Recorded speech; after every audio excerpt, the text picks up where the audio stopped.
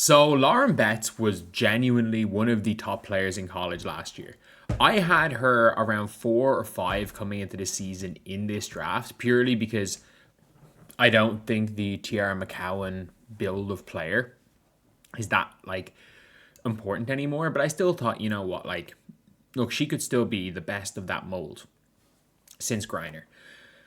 I said this, I called her Cardoso, a slower Cardoso, and people were still calling me crazy. And I think in a redraft of 2024, where does Cardoso go? Like 7, 6, 7. But you've got players clearly that would go over Cardoso that went behind her in that draft. Carla Late, Angel Reese would no question go ahead of her. Layla Khan, obviously. Rakia, obviously.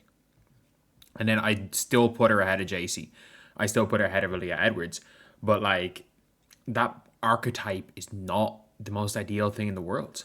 In my opinion, that archetype is it's a tough thing. It's not necessarily a Cardoso fault. It's the archetype. But I thought Lauren Betts could have been the best version of that. But what the Lauren Betts we're seeing right now is just simply put not good enough. She's averaging 15.2 points per game this season. And she's just come off an 8-point game in a loss against Texas. If she shows up at all, they win this game. And it was really, Texas went up 20 in the first half. And then Gianna Neepkins and Kiki Rice basically willed them back into the game. Haquez did not have a good game. Ledger Walker was the only player doing anything in the first half for UCLA. And it was the two of them just willing them back into this game. And for Texas, Madison Booker was unbelievable in the first half. I like Madison Booker. I'm a huge Madison Booker fan. I don't like, again, she shoots tour dates a lot. I do have to admit.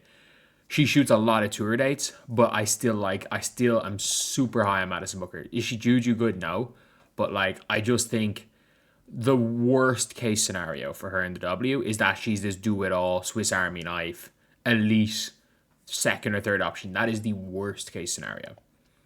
And then obviously I assume South Carolina are killing Duke, are they? Duke have got themselves back into this game. Cot's hooping. But again, Duke are just terrible. Duke are genuinely just terrible. If anyone takes Ashton Jackson, and by the way, if we're talking first round, if we're talking prospects, I'm not joking when I say this. I don't think it's a crazy statement to make to say that in the WNBA, Raven Johnson is going to be better than Lauren Betts. And I don't think that's a crazy statement. I've really rating how Raven Johnson's been playing this year. She's been doing a little bit of everything. She always did all the little things. The offense was just so bad. But so far this season, the offense has been decent. The offense has genuinely been decent. And you don't need, she's going to come in. She's just going to come in at the WNBA level and be a Swiss Army knife point guard who can set up stuff and do everything on the defensive end. It was just about question marks about the offensive end. But Lauren Betts can't guard the pick and roll. She's a good passer out of the post. She's a good rim protector. She's slow. I don't think I've ever in my life seen a big that people are talking about playing professionally be as bad at setting screens as Lauren Betts is. It's like it's a foreign concept to her. She has no idea how to set a screen. Absolutely zero idea how to set a screen.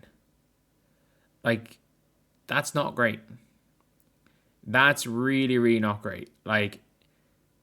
You would hope that a player that is looking like they're going to be drafted in the top 3 or 4 is going to learn how to set a screen. But today, Cheryl Reeve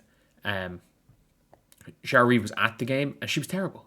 She was terrible. 8, 7, and 3 in a loss, and she did nothing. Genuinely did nothing. She only took 8 shots. Because unless she literally gets the ball under the basket, she's good from about 4 feet. She's got a range of about 4 feet. And that's the thing. Like, I don't think Cheryl Reeve is going to draft her.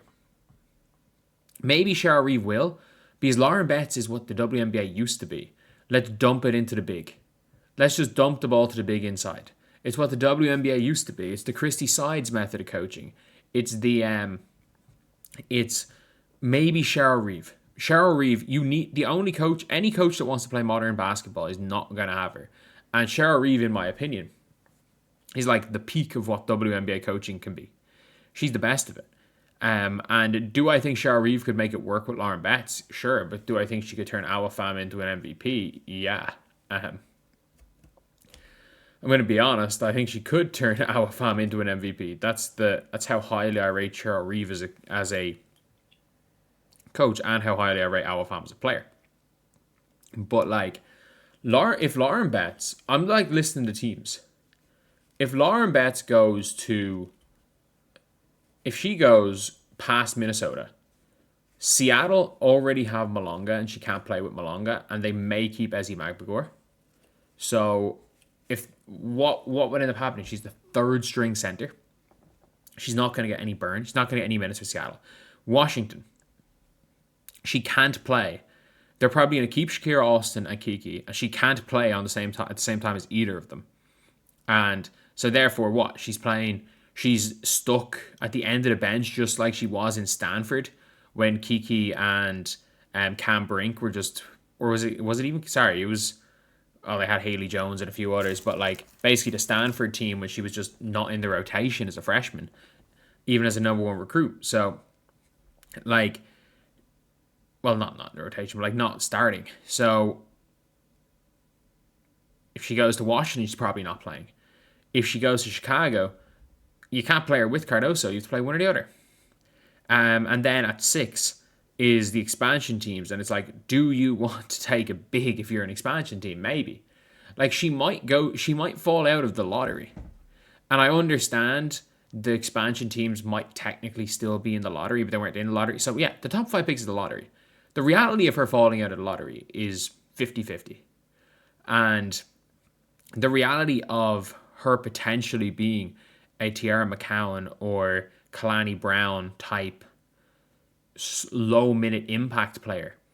Like we saw Brittany Griner be literally unplayable in the playoffs. No matter what the WNBA fans want to say, the WNBA fans, it's so funny. They literally think it's 1992. They were like, oh, the reason why the Mercury lost the final is because they didn't play Kalani Brown. The reason why the Atlanta Dream lost to the Fever is because they didn't play Brittany Griner. It's like, no, it's 2025. All that they would do is just put them in pick and rolls every possession. They would just put them in the pick and roll. And like Lauren Betts, as good as a rim protector she is going to get exploited in the pick and roll. She can't switch it. She can't switch. She can't hard hedge. She can exclusively play drop coverage, and guards are too good. Like there's not one guard in the WNBA where I'm like, one starting guard in a good team where you can play drop coverage. Like again, Caitlin Clark essentially ended Brittany Griner's career after what she did. And because teams like, and you've seen it with the Dallas Wings, even the Dallas Wings, who were the worst team in the league, they punish drop coverage with Paige. Like Layla Lacan's pulling that 3 for Connecticut. And for Chicago, it doesn't matter who it is. It's Rachel Bannum's pulling that 3 in drop coverage. I'm trying to think off the top of my head, like the bad teams. The Mystics, Citron's pulling that 3. Shug Sutton's pulling that shot. Like, if you are a WNBA guard and you're not pulling the 3 in drop coverage, you're probably not playing that many minutes. So now it's at the stage that drop coverage outside of like Brittany Sykes pick and rolls, and she might be too fast to attack the drop coverage.